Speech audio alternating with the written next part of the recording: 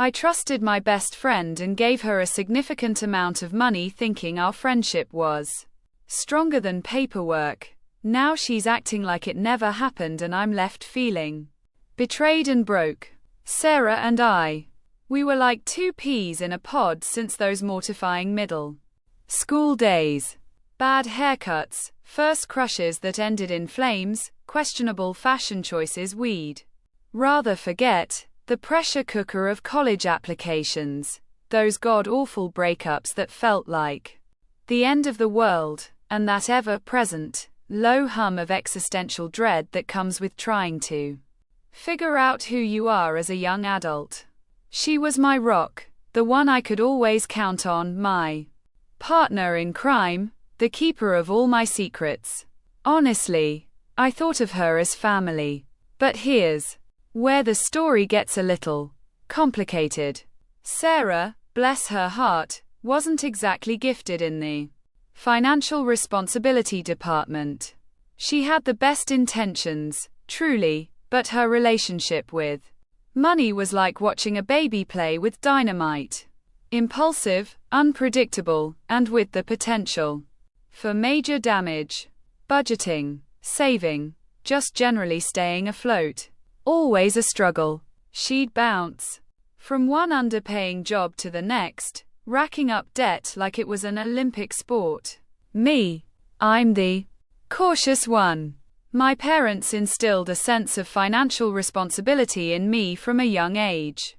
I save religiously, try to make smart investments, emphasis on the try asterisk, and avoid debt like the plague. I'm not rolling in dough by any means, but I've managed to build up a decent safety net through years of hard work and careful planning.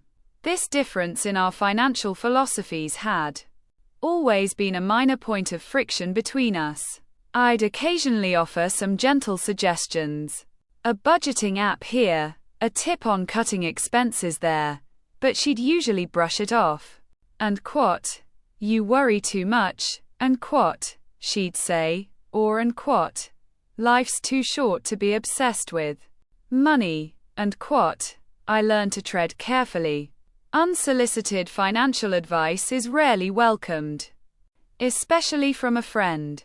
Then, the sky fell. About half a year back, Sarah came to me practically sobbing. She was in deep trouble. She'd gotten herself into a real mess with her, let's call it and quote, side hustle, and quote. From what I gathered, it involved reselling vintage clothes and some vaguely described imported goods online. Long story short, she'd made some seriously bad business decisions, hadn't paid her taxes, and was now staring down the barrel of fines, penalties, and maybe even legal action. She was desperate. Utterly, completely desperate. She'd already exhausted every other option. Her parents couldn't or wouldn't help. Her siblings were in no position to lend her money, and she'd been rejected for loan after loan. I was her last resort. She poured out the whole story, detailing her financial woes with heartbreaking vulnerability. She swore she'd learned her lesson, that she'd never be so reckless again, that she'd start taking her finances seriously. She promised she'd pay me back every single penny, with interest, within a year. She even presented me with a rough draft of a repayment plan, outlining how she'd budget and save to make the payments. The amount she needed was substantial, a truly significant chunk of change. It represented a large portion of my savings, money I'd been meticulously accumulating for years with the goal of eventually using it for a down payment on a house. I hesitated. God, did I hesitate? My gut was screaming at me. Everything about the situation felt wrong. Lending a large sum of money to a friend, especially one with a history of financial irresponsibility, felt like a recipe for absolute disaster. My head was flooded with cautionary tales I'd read online, horror stories of friendships destroyed by loans gone south, But then I looked at Sarah. I saw the raw desperation in her eyes, the genuine fear and remorse etched on her face. I remembered all the times she'd been there for me, the unwavering support she'd offered through thick and thin. I thought about all those years of friendship, the unbreakable bond we'd forged, all those shared memories. And I caved. Against my better judgment, against the advice of every rational part of my brain, I agreed to lend her the money. I know, I'm an idiot. Naive. A total sucker. You don't have to tell me. I've been kicking myself ever since. But here's where the story takes a truly sinister turn. We didn't sign a contract. I know. I'm an even bigger idiot than you initially thought. Believe me, I'm acutely aware of my monumental stupidity. In my weak defense, I was operating under the assumption that our friendship was enough. I implicitly trusted Sarah. I believed her when she said she'd pay me back. I thought that formalizing the agreement with a legal document would be insulting, that it would imply a lack of trust. Huge mistake. For the first few months, things seemed to be going okay. Sarah made a couple of small payments, sticking to the repayment plan she'd given me. She seemed genuinely grateful and determined to make things right. We'd talk about the loan occasionally, and she'd reassure me that she was on track and that I'd get my money back as promised. Then, the payments stopped. At first, I wasn't too worried. I figured she was just having a tough month, that something unexpected had come up. I gave her the benefit of the doubt. But then another month went by, and still no payment. I started to feel a little anxious. I sent her a casual text, just checking in and subtly hinting about the loan. She replied quickly, saying she was fine, just swamped with work. She promised to catch up soon. Another month. Still nothing. Now I was starting to panic. I tried calling her, but she didn't answer. I sent more texts, more frequent and more direct, asking about the loan and when I could expect the next payment. She became increasingly evasive, offering vague excuses and promising to call me back later. She never did. Finally, after weeks of trying to reach her, I managed to get her on the phone. I confronted her directly, asking her why she hadn't been making payments and what was going on. And that's when she dropped the bomb. She denied ever borrowing the money from me. She claimed that I was mistaken, that I must be confused, that she had no idea what I was talking about. She said that she would never ask me for such a large sum of money and that our friendship was too important to risk over something like that. I was speechless, stunned, utterly devastated. I tried to reason with her, to remind her of our conversations, the promises she'd made, the repayment plan she'd presented. But she remained steadfast in her denial, insisting that I was delusional. The conversation ended with her hanging up on me, leaving me reeling in disbelief and betrayal.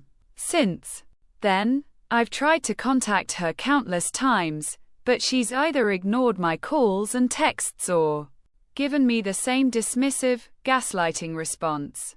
She's completely stonewalled me. It's like she's erased the entire incident from her memory, as if it never happened. As if the years of friendship we shared meant absolutely nothing. As if I'm a complete stranger to her. I'm lost. I don't know what to do. I've lost my best friend. I've lost a significant chunk of my savings. And I'm starting to lose my mind. The money itself is a huge problem. It was a substantial amount, and I had specific plans for it. Now, those plans are gone, and I'm facing a significant financial setback. But the betrayal is even worse. The fact that someone I considered my closest friend Someone I trusted implicitly could do something like this is absolutely heartbreaking. It's shaken my faith in humanity. It's made me question everything I thought I knew about friendship and loyalty. I've thought about legal action, but I'm not sure if I have a case. Without a contract or any written documentation of the loan, it's basically my word against hers. I'm worried that pursuing legal action would be a waste of time and money, and that it would only further damage my already fragile emotional state. I've also considered just letting it go, writing it off as a loss, and trying to move on with my life. But the thought of Sarah getting away with this, of her profiting from my generosity and then denying it ever happened, is unbearable. It feels like a complete injustice. I'm trapped in a cycle of anger, resentment, and despair. I can't sleep. I can't eat. I can't concentrate. This situation is consuming me. I am so overwhelmed by the support and advice I've received, and it's comforting to know I'm not alone in this situation, and others have faced similar challenges. A lot of people have suggested consulting with a lawyer, even without a contract, to explore my options, and I've scheduled a consultation with a lawyer who specializes in contract disputes and debt recovery, and I'm cautiously optimistic that she'll be able to provide some guidance. Several of you have also suggested gathering any evidence I might have to support my claim, such as text messages, emails, or bank statements that could corroborate my story. I've been going through my old messages and emails, and I found a few things that might be helpful, and I found a text message from Sarah shortly after I transferred the money, in which she thanked me profusely and said she was so relieved and eternally grateful and it does suggest that I gave her a significant sum of money. I also found a few bank statements that show the transfer of funds from my account to hers, and it does establish that a large sum of money moved from my account to hers around the time she claims she never borrowed anything. I know this evidence is circumstantial, but it's better than nothing. And I'm hoping that it will be enough to convince a judge or arbitrator that I lent Sarah the money. A few of you have also suggested trying to talk to Sarah again, to appeal to her sense of decency and remind her of our friendship, and I'm hesitant to do this, as I'm worried that it will only lead to further disappointment and heartache. But I also feel like I owe it to myself to try one last time. I've drafted a letter to Sarah, expressing my feelings of hurt and betrayal and asking her to reconsider her position, and I'm not sure if it's the right thing to do because I'm worried that it will only make things worse. In the meantime, I'm trying to focus on my own well-being, and I've started seeing a therapist to help me cope with the emotional fallout of this situation, and it's been helpful to talk to someone who is objective and non-judgmental, and to process my feelings of anger, sadness, and betrayal. I'm also trying to stay busy and engaged in activities that I enjoy, and I've been spending more time with my other friends and family, and I've been pursuing my hobbies and interests, and it's helping to take my mind off the situation and to remind myself that there is still good in the world. I'm not sure what the future holds, but I'm determined to get through this, and I'm grateful for the support I've received from this community, and I'll continue to update you on my progress. So I had my consultation with the lawyer. The news isn't great. She listened patiently to my story, reviewed the text messages and bank statements I had gathered, and asked me a lot of pointed questions. She was very thorough and professional, but her assessment was pretty blunt. Basically, she said that without a contract or any other solid evidence of the loan agreement, my chances of winning a lawsuit against Sarah are slim. The text messages and bank statements are helpful, but they're not conclusive proof that the money was a loan and not a gift. She explained that in the absence of a written agreement, the burden of proof is on me to demonstrate that there was a clear and unambiguous agreement between me and Sarah that she would repay the money, and this is a high bar to clear, especially since Sarah is now denying that the loan ever existed. She said that a judge would likely consider the totality of the circumstances, including our past relationship, Sarah's financial situation, and the context of the communication between us, and even with all of that, it would still be an uphill battle. She estimated that the cost of pursuing a lawsuit, including legal fees, court costs, and other expenses, could be significant, and even if I were to win, there's no guarantee that Sarah would be able to repay the judgment, and she could declare bankruptcy or simply refuse to pay, leaving me with nothing but a pile of legal bills. She advised me to weigh the potential costs and benefits of pursuing legal action very carefully, and she suggested that I consider whether it's worth spending a significant amount of money and time on a lawsuit with a low probability of success.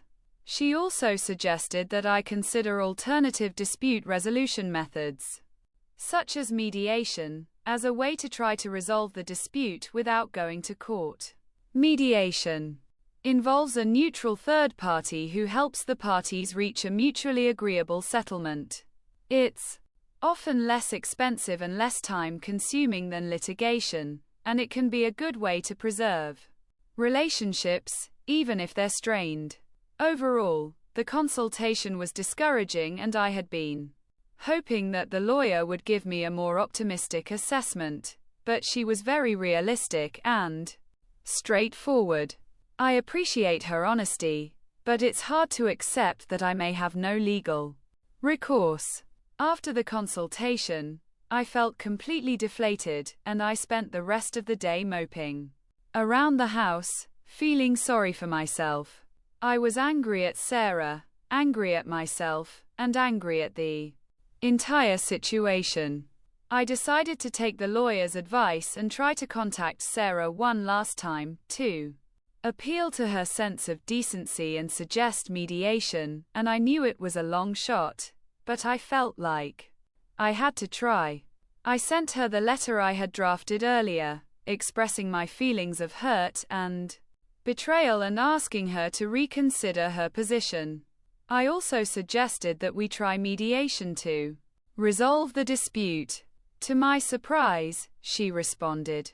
But her response was even more devastating than I could have imagined. She didn't apologize, and she didn't offer to mediate. She didn't even acknowledge that the loan ever existed. Instead, she accused me of harassment. She said that my repeated attempts to contact her were making her feel threatened and uncomfortable, and she said that she was considering filing a restraining order against me, and she told me to leave her alone and never contact her again. I was stunned, and I was heartbroken, and I was absolutely crushed. I couldn't believe that she would stoop so low, and after everything we'd been through together, after all the years of friendship we'd shared, she was now threatening me with legal action. It was clear that she had no intention of ever repaying the money, and she was determined to deny that the loan ever existed, and she was willing to do whatever it took to protect herself. I realized that I had been clinging to a false hope, and I had been hoping that Sarah would eventually come to her senses and do the right thing. But it was clear that she was not the person I thought she was. I had to accept that our friendship was over, and I had to accept that I was never going to get my money back. And I had to accept that Sarah was capable of betraying me in the most profound way imaginable. I'm now trying to come to terms with the fact that I've lost not only a significant amount of money but also my best friend, and it's a double whammy that's hard to recover from. I'm still seeing our therapist, and it's helping me to process my feelings of grief and anger. I'm also trying to focus on my own well-being and to rebuild my life without Sarah in it. It's going to be a long and difficult process, but I'm determined to get through this, and I'm not going to let Sarah's betrayal define me. I'm going to learn from this experience and move on with my life. It's been a few months since then, and a lot has happened. I've been trying to process everything that's happened with Sarah and to figure out how to move forward. First, the legal stuff. After Sarah threatened me with a restraining order, I decided to back off, and my lawyer agreed that it wasn't worth the risk of escalating the situation, especially since my chances of winning a lawsuit were so slim. So, I've accepted that I'm not going to get my money back, and it stings, it really does, but I'm trying to reframe it as an expensive life lesson. Second, the friendship. This is the part that's been the hardest to deal with, and losing Sarah has been like losing a limb. There's a constant ache, a sense of emptiness that I can't seem to shake, and I still catch myself thinking about her, remembering old jokes and inside jokes, and wondering what she's up to.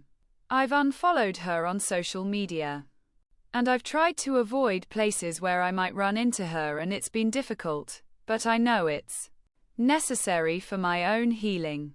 I've been spending more time with my other friends and family, and they've been incredibly supportive, and they listen to me vent, they offer words of encouragement, and they distract me with fun activities, and I'm so grateful for their presence in my life. I've also been focusing on my own well-being, and I'm still seeing a therapist regularly, and it's been incredibly helpful to have a safe space to process my emotions, and I've also been trying to take care of myself physically by eating healthy, exercising regularly, and getting enough sleep. One of the things that's been helping me the most is focusing on the future, and I'm setting new goals for myself, both personal and professional, and I'm taking steps to achieve them, and I'm also trying to be more open to new experiences and opportunities. I've started taking a pottery class, which has been surprisingly therapeutic, and there's something about working with clay that's both grounding and creative. It's a way to express myself without words, and it's been helping me to release some of the pent-up emotions I've been carrying around. I've also started volunteering at a local animal shelter, and I've always loved animals, and it's been rewarding to spend time with them and help them find loving homes, and it's a reminder that there is still good in the world, even when things feel dark and hopeless. Of course, there are still days when I feel overwhelmed by sadness and anger, and days when I can't stop thinking about Sarah and the betrayal, and days when I question my own judgment and wonder if I'll ever be able to trust anyone again. But I'm learning to accept those days as part of the healing process, and I'm learning to be patient with myself and to allow myself to feel whatever emotions come up, and I'm learning to forgive myself for being naive and trusting, and to move forward with my life. I know that it will take time to fully heal from this experience, but I'm determined to get there, and I'm determined to rebuild my life, to learn from my mistakes, and to create a future that is filled with joy, love, and meaningful connections. Life has been what it has been. I've been plugging away at work, attending my pottery class, volunteering at the animal shelter, and generally trying to keep myself busy. The sharp edges of the Sarah situation have dulled a bit, but the memory is still there, a constant reminder of the friendship I lost and the money I'll likely never see again. Then, something unexpected happened. I was at my local grocery store, minding my own business, when I saw her. Sarah. I hadn't seen her since she threatened me with a restraining order, and I hadn't heard from her. She looked different. Thinner, maybe. More tired. She seemed oblivious to my presence. For a moment, I considered walking away, but something compelled me to stay. I walked towards her. And quat, Sarah, and quat, I said. She turned around, and for a split second, I saw something in her expression, but it was quickly replaced by a cold look. And quat, oh, it's you, and quat, yeah, it's me. It's been a while, and quat, it has, and quat, she said, avoiding eye contact. An awkward silence hung in the air. And quat, how are you, and quat, I asked. And quat, fine, busy, and quat, another silence. And quat, listen, Sarah, I know things didn't end well between us, but I just wanted to say that, and quat, I hesitated. And quat, I hope you're doing okay, and quat, I finished. She looked at me for a long moment, then sighed. And quat, look, I don't want to talk about it. Just leave me alone, okay? And quat, but Sarah, I just want to understand. And quat, there's nothing to understand. And quat, she interrupted. And quat, just forget about it. Forget about me, please, and quat, and with that, she walked away, leaving me feeling unsettled. What had just happened? Had she shown a hint of remorse? Why was she so adamant about avoiding the topic? What was going on in her life? I knew I would probably never get the answers to these questions, but the encounter left me feeling not as healed as I thought I was. The grocery store encounter with Sarah really threw me for a loop, so I decided to confront it head on. I started journaling and I've been writing down my thoughts and feelings about Sarah, the loan, and the betrayal. I've also been doing a lot of soul searching, and I know that Sarah was ultimately responsible for her actions, but I also recognize that I made some mistakes along the way. I was naive and too trusting, and I ignored my gut instincts. I've learned that I need to be more discerning about who I trust. I've also been exploring the concept of forgiveness, and I'm starting to understand that forgiveness is not about condoning her behavior. It's about releasing the anger and resentment that I'm holding onto, for my own sake. I've realized that I can't let Sarah's actions define me. I've been reading about forgiveness, and I'm starting to see that forgiveness is a process, not an event, and it takes time and effort. I've also been trying to focus on the positive aspects of my life, and I'm grateful for my health, my friends and family, my job, and my hobbies. I'm also grateful for the lessons I've learned from this experience. I've learned about the importance of financial responsibility and about the power of resilience. I've realized that even though I've lost a friend and money, I've also gained a deeper understanding of myself.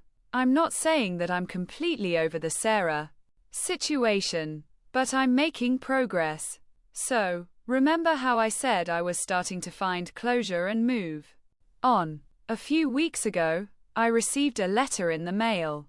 It was a summons, and I was being sued by Sarah for defamation. She claimed that I had been spreading false rumors about her, damaging her reputation. I was stunned. I contacted my lawyer, and she advised me that I needed to take the matter seriously. I spent the next few days scrambling to gather evidence and prepare my defense. I contacted several of my friends and family members, asking them if they would be willing to testify on my behalf. I also reviewed my old emails and text messages. I knew that this lawsuit was going to be a long and difficult battle, but I was determined to fight it. I wasn't going to let Sarah get away with this, and I wasn't going to let her silence me. The lawsuit has been consuming my life, and my lawyer has been working tirelessly to prepare my defense. We've gathered a lot of evidence. We've also hired a private investigator to look into Sarah's background. The investigator has uncovered that Sarah has a history of borrowing money from friends and family and then failing to repay it. My lawyer has also deposed Sarah, and my lawyer has also deposed several of Sarah's friends and family members. Their testimony has been mixed. The trial is scheduled to begin in a few weeks, and I'm confident that I will prevail. I believe that the evidence is in my favor, and that the jury will see that Sarah is lying. The trial was an emotional roller coaster, and Sarah's lawyer presented her case first. Sarah testified on her own behalf, and my lawyer cross-examined Sarah relentlessly. My lawyer also presented evidence that Sarah had a history of borrowing money from friends and family. I testified on my own behalf, and my lawyer also called several of my friends and family members to testify.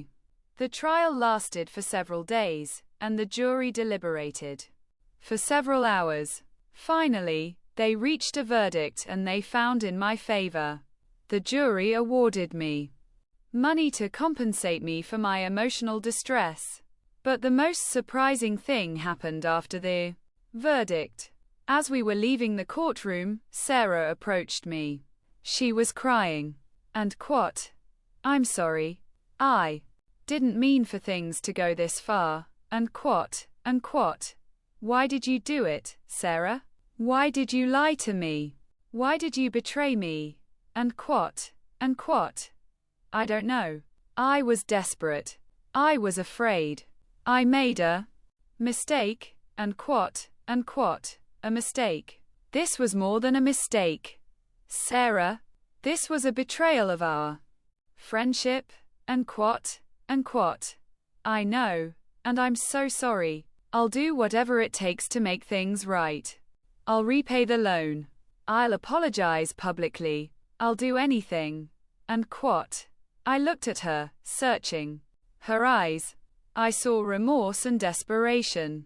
I didn't know what to say. I didn't know if I could ever forgive her. But I knew that I had one. And maybe there was still a chance for us to salvage something from our friendship.